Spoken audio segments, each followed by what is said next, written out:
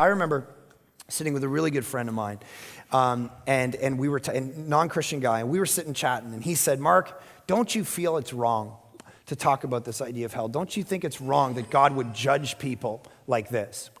And we started to break down some of the reasons he felt like this was a wrong idea to believe. And we started getting into some of his assumptions.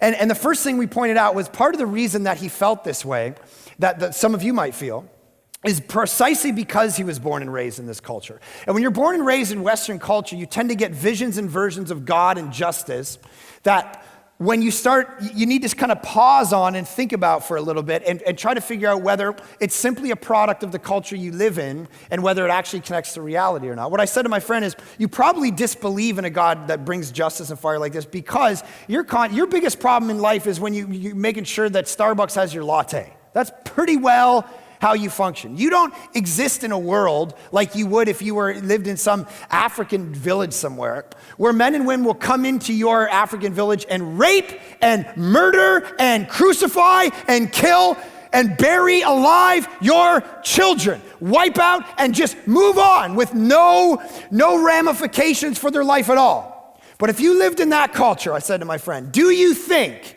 that you would want justice brought down on the people who kill and rape and murder and steal? Well, of course I want justice brought down on them. Okay, so you've never had that experience. But do you know that everywhere else in the world who experiences that on a daily basis says if God doesn't bring that kind of judgment, he's not worth worshiping? See, you in Starbucks, you don't have these massive issues. So you're gonna sit around and go, I can't believe God would do this. I can't believe God would be a God of judgment. But everywhere else in the world disagrees with you and goes, if he doesn't bring down justice and put the worlds to right and bring balance to the force, then he's not worth worshiping.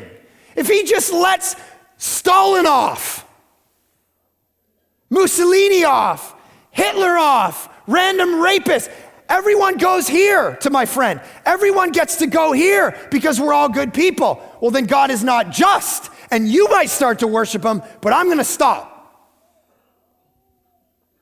Here's the problem though. It pushes and grates against us because we were raised in this culture. But one of the major points you gotta figure out in life is when it's appropriate to stop and rethink your own worldview. When your own worldview is out of whack.